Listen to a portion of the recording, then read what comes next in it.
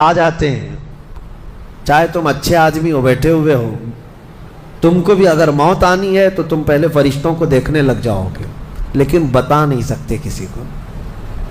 मौत से थोड़ी देर पहले फरिश्ते करीब आ जाते हैं। पहले जमात फरिश्तों की आती है, फिर मलकुल मौत आते हैं। मलकुल मौत उन फरिश्तों के बीच आते हैं। जैसे ही ये मरने वाला आदमी मलकुल मौत को देख लेता है, फिर उसके जिस्म में कपकपी तारी हो जाती है, और ऐसी कपकपी तारी होती है कि कभी पेशाब निकल जाता है, कभी पखाना निकल जाता है। अक्सर देखना मरने वालों की नजासत निकल जाती है। मलकुल मौत को वो बहुत करीब से देखता है, और उनकी दो शक्लें हैं। एक बहुत भयानक शक्ल है, उसको देखना ही अजाब है, और एक बहुत खूबसूरत शक्ल है, उनको देखना ही रहमत है। वो नेक बंदों की रूह निकालने के लिए जब जाते हैं तो खूबसूरत शक्ल में जाते हैं, और जब गुनहगारों की रूह निकालने जाते हैं तो भयानक शक्ल में जाते हैं, और उनको देखते ही मरने वाले का जिस्म पीला पड़ जाता है, पेशानी उखड़ जाती, आंखें फटी रह जाती, और फिर खरखरा आने लग जाता है, यानी खरखर की आवाज़ तेज़ हो जाती है। वो बोलना चाहता है अपने पास वालों को, लेकिन बोल नहीं सकता, बंद हो जाता है। ये वो वक्त है जब उसके तौबा का दरवाज़ा भी बंद हो जाता है। अब अगर फरिश्तों को देखकर कोई तौबा भी कर लिया, ईमान लाया, तो उसका ईमान कबूल नहीं। उस वक्त से पहले पहले तक जो भी ईमान लाया या तौबा किया, उसकी तौबा कबूल है। लेकिन मौत का खरखरा आ गया और फरिश्तों को देख लिया, उसके बाद बहुत सारे काफिर भी पुकारेंगे कि हम ईमान लाते हैं अल्लाह पर। नहीं, अब ईमान कबूल नहीं होगा। मौत इतनी आसानी से नहीं आती, इसका प्रोसेस है। फरिश्ते आते हैं, मलकुल मौत आते हैं, फिर उसके बाद उसको घूर कर देखते हैं, फिर उसको चित लिटा दिया जाता है, या जिस हालत में भी है वो गिर जाता है। खड़ा है तो गिरता है, बैठा है तो गिरता है, मौत आने से पहले लुढ़क जाता है। ये ज़रूरी भी नहीं है कि आज मैं अपने आप को संभाल कर बैठा हूँ, अगर मेरी मौत आनी है इसी कुर्सी से गिर जाऊँ, इसी जगह से हम गिर जाएंगे। और उसके बाद मलकुल मौत रूह खींचना शुरू करते हैं, पैरों के नाखूनों से लेकर, हाथों के नाखूनों से लेकर, उसके जिस्म के हर हिस्से से लेकर नाक तक खींचते हुए लाते हैं। और उसके बाद जब पूरी रूह निकल जाती है, वो लेकर के चलते रहते हैं, और मुर्दा उनको जाते हुए देखता रहता है। आंखें सबसे लास्ट में खुली रहती, किसी भी मरने वाले की आंखें बंद नहीं रहती, खुली रहती, वो देखता रहता है। इसीलिए हदीस पाक में है, जब किसी की रूह निकल जाए तो सबसे पहले तुम उसकी आंखें बंद कर दो, हमें बंद करना होता है। और उसके बाद मुंह भी खुला रह जाता है, मुंह ओपन रह जाता है, फरमाया गया मुंह को दबाकर बंद कर दो। ये सब निशानियां हैं मेरे अजीज़ों मौत की, सख्तियों की। आपको पता है जब रसूल करीम सल्लल्लाहु ताला अलैहि वसल्लम की वफ़ात आई, अल्लाहु अकबर, नज़ा का आलम इतना सख्त था कि बार बार हुजूर अकरम सल्लल्लाहु अलैहि वसल्लम को पूरे पानी के मटके उंडेल दिए जा रहे थे। 3-3 मटके हुजूर पर उंडेल दिए गए मौत से पहले, और हुजूर उसके बाद थोड़ा आराम महसूस करते, और फिर शिद्दत का बुखार। और वो आखिरी वक्त था जब हज़रत फ़ातिमा आपके पास आई थी, हुजूर ने उनके कान में बता दिया, वो रोने लग गई। क्या कहा था हज़रत फ़ातिमा? कहती हैं हुजूर ने फरमाया, ऐ फ़ातिमा अब मैं जा रहा हूँ, मेरा आखिरी वक्त है। फिर एक दूसरे कान में उनसे कहा, मेरे ख़ानदान में से सबसे पहले तुम मुझसे मिलने वाली। आज यौम फ़ातिमा भी है, सैयदा कायनात का आज यौम विसाल है, 4 रमज़ानुल मुबारक। तो रसूल करीम सल्लल्लाहु ताला अलैहि वसल्लम हज़रत आयशा सिद्दीक़ा के सीने से सर लगाकर लेटे हुए थे। हज़रत आयशा फरमाती हैं, सुनो, मुझे पता ही नहीं था। हुजूर हज़रत आयशा से ज़्यादा मोहब्बत करते थे, इसीलिए आखिर वक्त में हज़रत आयशा के ही हुजरे में रहने लगे, बाकी दूसरी बीवियों क्या नहीं जाते। हज़रत आयशा कहती, मैं हुजूर अकरम सल्लल्लाहु ताला अलैहि वसल्लम को कभी मिसवाक दे रही, कभी पानी के छिड़काव कर रही। थोड़ी देर के बाद हुजूर अकरम सल्लल्लाहु ताला अलैहि वसल्लम लेटे लेटे उसी तरह रह गए। हज़रत आयशा कहती है, मेरे सीने पर हुजूर का सर था, وہ اتنا بھاری ہو گیا مجھے لگتا تھا کہ میری پسلیاں ٹوٹ جائیں گی. یہ حضرت عائشہ کہتی ہیں مجھے ایسا لگتا تھا کہ میری پسلیاں ٹوٹ جائیں گی. ہوا کیا تھا؟ حضرت عائشہ فرماتی ہیں دروازے پر جبرائیل امین آئے، روح نکلنے سے پہلے کی بات ہے. حضرت عائشہ فرماتی ہیں حضور کے پاس جبرائیل آخری بار آئے، وہ غمگین حالت میں آئے یا جس حالت میں ہو. حضرت رسول کریم صلی اللہ علیہ وسلم سے عرض کرنے لگے یا رسول اللہ دروازے پر موت کا فرشتہ کھڑا ہے، آپ کی اجازت چاہتا ہے، اگر آپ اجازت دے دیں تو وہ آئے گا اور آپ کی روح پاک کو اللہ کے حضور لے جائے گا. اور یا رسول اللہ آج سے پہلے اس فرشتے نے کسی سے اجازت نہیں لی اور قیامت تک کسی کی روح نکالنے کے لیے وہ اجازت لے گا بھی نہیں. یہ صرف رسول پاک کی خصوصیت تھی. حضور نے فرمایا آنے دو. ملک الموت آئے اور جب حضور کی اجازت سے روح نکالی تو حضرت عائشہ کہتی ہیں اتنا بھاری ہو گیا تھا سر کہ مجھے لگتا تھا کہ میری پسلیاں ٹوٹ جائیں گی سینے کی. اور اس کے بعد حضرت عائشہ فرماتی ہیں میں نے حضور کے سر مبارک کو نیچے کی طرف کیا، مجھے پتہ بھی نہیں تھا کہ حضور کا انتقال ہوا. میں حضور اکرم صلی اللہ علیہ وسلم سے باتیں کرنے میں مصروف تھی. اسی میں حضرت ابو بکر صدیق حجرے میں آئے، پوچھا عائشہ کیا حال ہے حضور کا؟ حضور اکرم صلی اللہ علیہ وسلم کو دیکھا حضرت ابو بکر نے اور پیشانی مبارکہ پر ہاتھ رکھا تو وہ بہت ٹھنڈی تھی. ماتھے کو بوسہ دیا اور ایک آہ بھری اور ایک جملہ کہا تھا یا رسول اللہ ایک بار موت آنی تھی وہ آپ پر آ گئی، اب موت کی سختی اللہ دوبارہ کبھی آپ کو نہیں عطا کرے گا. موت کی سختی کیونکہ حضور کو انہوں نے دیکھا تھا، کئی دنوں سے تکلیف تھی. 13 دن تک حضور پاک صلی اللہ علیہ وسلم کو تکلیف تھی، 13 دن تک. حضرت ابو بکر کہتے ہیں یا رسول اللہ اب موت کی سختی دوبارہ کبھی نہیں آئے گی، جو اللہ کا وعدہ تھا وہ پورا ہو گیا. پورا کھل کر کے رو بھی نہیں پا رہے تھے ابو بکر صدیق اور اپنے اندر دبا بھی نہیں پا رہے تھے. موت کی سختی انہوں نے دیکھا اور اس کے بعد کہا اے عائشہ کیا دیکھ رہی ہو، اللہ کے رسول ہم سے رخصت ہو چکے ہیں. پھر انہوں نے آ کر مسجد میں اعلان کیا اے لوگو اللہ کے نبی کا انتقال ہو چکا.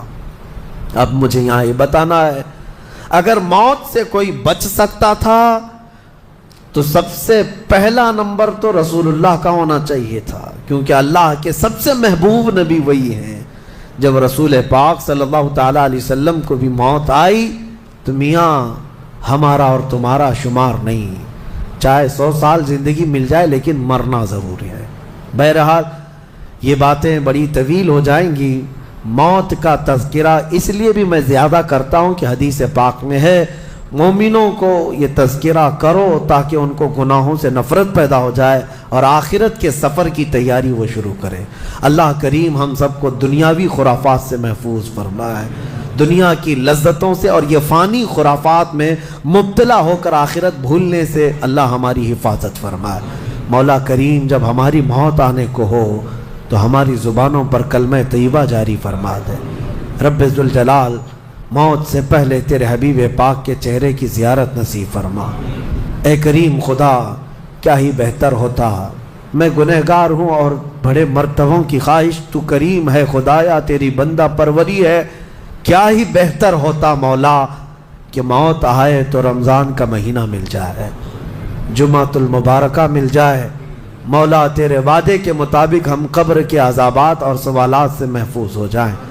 اے اللہ آج کی اس تفسیر پاک میں تیری جلال و جبروت اور تیری عزت کا وسیلہ لیتے عرض کرتا ہوں ہم میں سے جو رخصت ہو چکے ہیں، ہمارے آبا و اجداد، ہمارے باپ، ہماری مائیں، ہمارے رشتہ دار جو قبروں میں برسوں سے اب آرام کر رہے ہیں، اے اللہ تو اس رمضان کے صدقے ان کی مغفرت فرما دے.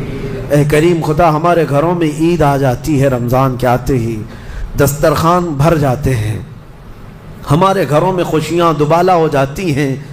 ہمیں نہیں معلوم قبروں والوں کے ساتھ کیا ہوتا ہے، ہمیں پتہ نہیں قبرستان میں ان کے ساتھ کس طرح کی راتیں ہیں اور کس طرح کے دن ہیں. اے کریم خدا تجھے تیرے جلال و جبروت اور تیری عزت کی قسم جو مومنین ہم سے رخصت ہوئے ہمارا کسی بھی طرح کا ان سے تعلق رہا ہو، مولا اس عید سے پہلے ان کو جنتی خان نعمت عطا فرما دے۔ اے اللہ ان سب کو بھی رمضان کی بہاریں عطا فرما۔ تم جہاں کہیں پر بھی جاؤ موت تمہیں آ کر پکڑے گی۔ بروج مشیدہ کا مطلب ہوتا ہے بہت ہی پکے محل میں بھی اگر تم بیٹھ جاؤ، بہت مضبوط محل میں تم بیٹھ جاؤ، موت آنا ہے وہاں پر بھی آئے گی۔ ہم نے دیکھا ہے بڑے بڑے محلات میں رہنے والے بھی اور جنہوں نے آسمان چھوتی ہوئی عمارتیں بنائی وہ بھی موت کے ہتھے چڑھی گئے۔ موت تو آنا ہے۔ آج ہمارا حال یہ ہوتا ہے کہ دنیا میں اس قدر مصروف ہو جاتے ہیں کہ موت کو بھول جاتے ہیں۔ تمہیں پتہ بھی ہے کہ اچانک آنے والی یہ موت بالکل مہلت نہیں دیتی، بالکل مہلت نہیں دیتی۔ آپ اگر آس پاس میں اپنی نظریں ڈالیں تو آپ کے دوستوں میں کئی جا چکے ہوں گے، جن کی عمر زیادہ نہیں تھی وہ جا چکے۔ موت کے لیے عمر کوئی متعین نہیں ہے کہ بڑھاپے میں آئے گی یا بیماری سے آئے گی۔ اچھے لوگوں کو بھی موت آ جاتی ہے، چلتے پھرتے لوگوں کا جنازہ آ جاتا ہے۔ کسی کے لیے بھی کوئی وقت معین نہیں۔ اور قرآن میں اللہ تعالیٰ یہ فرماتا ہے اگر بندہ موت سے بھاگنے کے لیے، جس کو کہتے ہیں پریکاشن لینا، کہیں جا کر کے محفوظ مقام پر چھپنے کی کوشش کرتا ہے، وہ آئے گی موت۔ بزرگوں نے ایک حکایت لکھی ہے کہ ایک بادشاہ کو نجومیوں نے بتایا تھا کہ فلاں دن تمہاری موت آنے والی ہے۔ نجومی ستاروں کا علم جاننے والے اٹکل پچھو سے کچھ نہ کچھ تو بتا دیتے تھے۔ تو اس بادشاہ کو نجومیوں نے جب دن بتایا، اس دن اس نے کیا کیا، ایک ایسا حجرہ، ایک کمرہ بنایا جس میں کوئی چیز آ ہی نہیں سکتی، کوئی چیز نہیں، صرف اس نے ایک سوراخ رکھا ہوا کے لیے، اور اس میں سے مچھر بھی نہ آ سکے، مکھی بھی نہ آ سکے۔ اس حجرے کے اندر وہ چلا گیا۔ وہ پورا دن اس کو تھا کہ میں موت کو چکما دے دوں گا۔ اور نجومیوں نے یہ بتایا تھا کہ بچھو کے ڈنک مارنے سے تمہاری موت آئے گی۔ اس نے کہا بس مجھے بچھو سے بچنا ہے، بچھو نہ آنے پائے ایسا میں پورا انتظام کر لوں گا۔ اس نے پورا ایک راؤنڈ شیپ کا کمرہ بنایا اور اس میں اندر بند ہو گیا، لیکن اس کی ایک کمزوری یہ تھی کہ اس کا گھوڑا تھا، بہت بے حد اس کو عزیز تھا۔ وہ گھوڑے کو چھوڑ کر کبھی رہتا نہیں تھا۔ اس نے کہا مجھے اور میرے گھوڑے کو بند کر دو، آج موت کا دن ہے، اگر آج کے دن میں نے موت کو چکما دے دیا تو پھر ہمیشہ کی زندگی ہے، ٹائم اگر ٹل گیا تو پھر موت نہیں آئے گی۔ تو وہ اس نیت سے وہ روم کے اندر بند ہو گیا اور لوگوں سے کہا کہ کوئی مجھے نہ دروازہ کھولے اور نہ کسی کے لیے دروازہ کھولے، پورا دن گزرنے دو۔ دن گزرتا رہا، شام کا وقت قریب آیا، اس کے ساتھ تھا اس کا گھوڑا اور وہ کوئی نہیں۔ اتفاق دیکھیں، اللہ رب العزت کی طرف سے جو سبب بننا ہے وہ بنے گا۔ اس کے گھوڑے کو بہت تیز چھینک آئی اور اس کی چھینک سے اس کی ناک سے بچھو نکلا اور اس بادشاہ کو ڈنک مارا اور وہیں اس کی موت ہو گئی۔ اینما تکونوا یدرککم الموت، اللہ نے فرمایا تم جہاں کہیں رہو موت آ کر پکڑ لے گی۔ ہمارے علاقے میں ایک ڈاکٹر تھے، وہ کارڈیالوجی تھے، ہارٹ کے اسپیشلسٹ تھے، اور ان کے ہاتھ میں بہت سارے ڈاکٹرز پریکٹس کر کر کے بڑے ماہر بنے، ہارٹ کے اسپیشل ڈاکٹر۔ اور یہ اخبار میں بھی بات آئی تھی۔ اس ڈاکٹر کا حال یہ تھا کہ برسوں آپریشن اور سرجری کر کے لوگوں کے ہارٹ صحیح کیے یا بائی پاس کیے، لیکن اتفاق ایسا کہ ایک دن وہ لیب میں اندر ہاسپٹل کے لیبارٹری میں کام کر رہا ہے ڈاکٹر، اور اس کے ساتھ 4 اسسٹنٹ ڈاکٹر بھی ہیں اور نرسز بھی ہیں، سارے کہاں پر، لیب کے اندر، ساری مشینیں بھی موجود ہیں۔ اس ڈاکٹر کو وہیں پر ہارٹ اٹیک آیا، جو ہارٹ کا خود اسپیشلسٹ ہے، اور دوسرے ڈاکٹرز وہاں پر موجود بھی ہیں۔ انہوں نے اٹھایا، اسٹریچر پر ڈالا، آئی سی یو میں ہی تھے، لیب کے اندر موجود تھے، لیکن وہ چند منٹوں کے اندر ڈاکٹر کی موت ہو گئی۔ نہ کوئی ڈاکٹر بچا سکا، نہ اس کو دوا دی جا سکی۔ سب سے ماہر ہارٹ کا ڈاکٹر ہاسپٹل کے اندر جو سب سے محفوظ جگہ ہو سکتی ہے بیماروں کے لیے. میاں ہمارے گھر میں کسی کو اٹیک آئے تو دوڑ کر کہاں لے جائیں گے؟ ہاسپٹل. اور جو خود کس کے پاس لے جائیں گے؟ ڈاکٹر کے پاس. جو خود ڈاکٹر ہے اور خود ہاسپٹل میں بیٹھا ہوا ہے، اس کو ہی اگر آ جائے اور قریب میں ڈاکٹرز بھی موجود ہیں لیکن بچا نہ سکے، یہ رب ذوالجلال کا فرمان، جب وعدہ مکمل ہو جائے تو پھر کوئی طاقت تمہیں موت سے روک نہیں سکتی. آپ کو پتہ ہے ایک بہت بڑا شخص ہے دنیا کا جو کئی حکومتیں بدل دیا کرتا تھا، جس کا نام غالباً لیکن ہے، سیمسنگ کمپنی کا. جس سے کوئی تعلق ہوگا آپ سرچ کریں تو پتہ چلے. کوریا کا رہنے والا، اور اس کی وجہ سے حکومتیں بدل دی جاتی تھیں. اس قدر مالدار آدمی، اس کی مرضی کے بغیر تو کوئی حکومت نہیں قائم ہوتی تھی. اتفاق ایسا ہی غالباً 2012 یا 11 کے آس پاس کی بات ہے جہاں تک میرے علم میں چیز آئی. ایسی ایک بیماری میں مبتلا ہو گیا کہ کوما میں چلا گیا، اور اس کا بیٹا تھا ارب پتی نہیں بلکہ اس سے بھی زیادہ، کئی ہزار کروڑ کا مالک.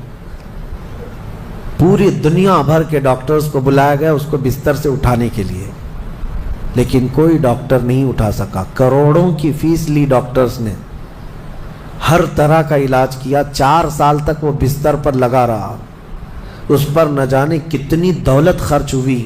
اخیر میں ڈاکٹروں نے کہا، اربوں روپیے اس کے بستر سے اٹھانے کے لیے جنہوں نے خرچ کیا تھا، بیٹے نے خرچ کیا تھا، ڈاکٹروں نے اخیر میں ہاتھ اٹھا کر کہا اب تیرے باپ کو کوئی نہیں کھڑا کر سکتا، اس کی موت آ چکی ہے، موت ہو گئی.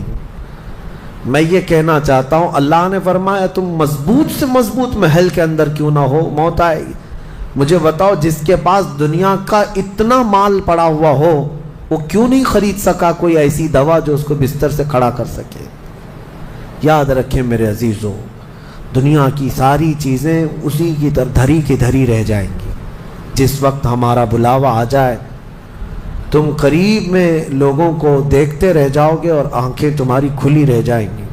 اسی لیے میرے آقا صلی اللہ علیہ وسلم خود فرماتے ہیں میں ایک سجدے میں جاتا ہوں تو مجھے اس بات کا یقین نہیں ہوتا کہ دوسرے سجدے تک میں زندہ رہوں گا. یہ سید الانبیاء فرما رہے ہیں، رسول رحمت فرما رہے ہیں. اور جس طرح سے آج ہم اپنی موت کو بھول بیٹھے ہیں، گناہوں کی کثرت ہو جاتی ہے، نفس غالب آ جاتا ہے، عیاشیاں شروع ہو جاتی ہیں. موت کا خوف ایسا ہے کہ خود میرے آقا نے فرمایا سب سے بہترین نصیحت کرنے والا تمہاری زندگی میں اگر کوئی ہے تو موت ہے.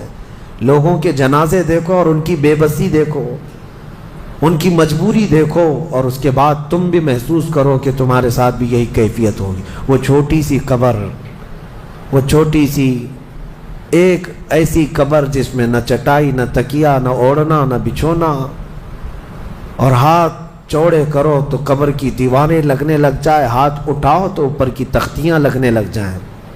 ممبئی والوں کو تو اور بھی چھوٹی قبر ملتی ہے، یہاں تو اتنی چھوٹی ہے کہ ٹیمپرری کھودی جاتی ہے کہ 6 مہینے بعد پھر نکال دینا ہے. میرے عزیزوں، اس ایک چھوٹی سی قبر کے اندر تمہیں برسوں بتانا ہے، برسوں بتانا ہے. اس جسم کے ساتھ وہیں سونا ہے. کبھی میں سوچتا ہوں ہماری آنکھیں اگر بند ہو جائیں اور ہمیں پتہ چلے کہ باہر فلاں فلاں چیزیں ہو رہی ہیں اور ہم کھولنا چاہیں نہیں کھلتی تو بے چینی ہونے لگ جاتی ہے، گھبراہٹ سی ہونے لگتی ہے. قبر میں یہی حال ہوگا کہ تمہارے اطراف ہونے والے سارے معاملات تمہیں پتہ ہوں گے، حتیٰ کہ حضور فرماتے ہیں قبرستان میں چلنے والے کے پیروں کی آواز تک تم سنو گے. مردہ سنتا ہے، سلام تو دور کی بات ہے، پیروں کے چلنے کی آواز بھی سنتا ہے. اور جب سنتا ہے سارے معاملات لیکن آ نہیں سکتا باہر، کسی کو کچھ کہہ نہیں سکتا، بول نہیں سکتا. کیسی بے چینی ہوگی، وہ کیسی گھبراہٹ ہوگی. بڑے بڑے اولیاء اکرام حتیٰ کہ سیدنا عثمان ابن عفان رضی اللہ تعالیٰ عنہ، داماد رسول، امیر المومنین، خلیفہ رسول، جب رات کے وقت مصلی پر کھڑے ہوتے اور قبر کی کوئی آیت تلاوت کرتے تو اتنا روتے تھے کہ ان کا مصلی آنسوؤں سے بھیگ جاتا تھا. صبح ان کے مصلی کو نچوڑ کر سکھایا جاتا تھا. لوگ ان سے پوچھتے آپ قبر کے متعلق اتنا خوفزدہ کیوں ہو جاتے ہیں؟ مرنا تو سب کو ہے. حضرت عثمان غنی فرماتے ہیں یہ ہماری پہلی منزل ہے، اگر یہ نکل گئی تو ساری منزلیں آسان ہیں. اینما تکونوا یدرککم الموت، اللہ فرماتا ہے. اور کئی جگہ قرآن میں یہ آیتیں آئی ہیں میرے عزیزوں. جانا ہم سب کو ہے، بہت تھوڑے ہی دنوں کے بعد آخرت کے سفر کی طرف رواں دواں ہیں. اسی لیے کسی بزرگ نے سچ کہا کہ دنیا میں جتنے راستے ہیں یہ لکھا تو جاتا ہے یہ راستہ فلاں شہر جا رہا ہے، فلاں شہر جا رہا ہے. حقیقت تو یہ ہے کہ سارے راستے قبرستان جا رہے ہیں، وہیں جا کر اینڈ ہوتے ہیں. ممبئی سے پونا جا رہا ہے راستہ، پونا سے بنگلور جا رہا ہے راستہ. بورڈ تو لکھے ہوئے ہیں لیکن اہل تصوف یہ کہتے ہیں یہ تمہاری خام خیالی ہے، لیکن جس راستے پر بھی چلو گے اخیر وہ راستہ تمہیں قبرستان ہی پہنچائے گا. تمہاری زندگی وہیں جا کر اینڈ ہونے ہے. اسی لیے میرے عزیزوں ہمیں زیادہ دنیا میں اتنا پھیلانے کی ضرورت نہیں. آخرت کے سفر کی طرف تیاری بھی ہو. میں یہ نہیں کہتا کہ کمانا نہیں چاہیے، کمائیں، گھر بنائیں، رزق کا حصول، معاش کا حصول سب کے لیے ضروری ہے، لیکن ساتھ میں یہ فکر غالب رہے ہمارے ذہن میں کہ مجھے سب چھوڑ کر جانا ضروری ہے. جب تک تمہارے ذہن میں یہ بات آتی رہے گی میرا آخرت کا سفر باقی ہے، تو ہوگا یہ کہ تم دنیا تو کماتے رہو گے لیکن اپنے مولا سے غافل کبھی نہیں ہوگے. غافل کبھی نہیں. میں وہ زندگی کی بات کر رہا ہوں. آپ جاؤ فیکٹری میں جاؤ، کسی کمپنی میں جاؤ، کسی بزنس میں جاؤ، کسی جاب میں جاؤ، آپ کی دنیا ہے، آپ گھر بناؤ، لیکن ذہن میں اتنی بات رہے کہ میرا مولا مجھے ایک نہ ایک دن بلانے والا ہے. جب یہ فکر رہے گی تو آپ کی نمازیں بھی غائب نہیں ہوں گی، آپ کی آخرت کی یاد. اسی لیے میرے آقا نے فرمایا قبرستان جایا کرو. بعض لوگ یہ کہتے ہیں نا قبروں پر جانا شرک یا بدعت. خود میرے آقا صلی اللہ علیہ وسلم نے فرمایا فزورو، قبروں کی زیارت کرو. کیوں؟ فإنها تذکر الآخرہ، اس لیے کہ وہ تمہیں آخرت کی یاد دلاتی ہیں. مولا علی کرم اللہ وجہہ الکریم قبرستان جاتے. حضرت سعید ابن مسیب ایک تابعی ہیں، حضرت علی کے ساتھ قبرستان گئے تھے. حضرت علی نے زور سے سلام کیا قبر والوں کو اور پھر پوچھا ہے قبروں والوں کیا حال ہے تمہارے؟ اور اس کے بعد پھر حضرت علی روتے کھڑے ہوئے، آنسو بہنے لگے. حضرت سعید ابن مسیب کہتے ہیں مولا علی سے کیا آپ قبروں والوں سے بات کر رہے ہیں، وہ آپ کی سن رہے ہیں یا آپ سے وہ کچھ جواب دے رہے ہیں؟ حضرت علی کرم اللہ وجہہ الکریم نے فرمایا ہاں، اگر تم سنتے ان کی باتیں تو رو پڑتے ہیں.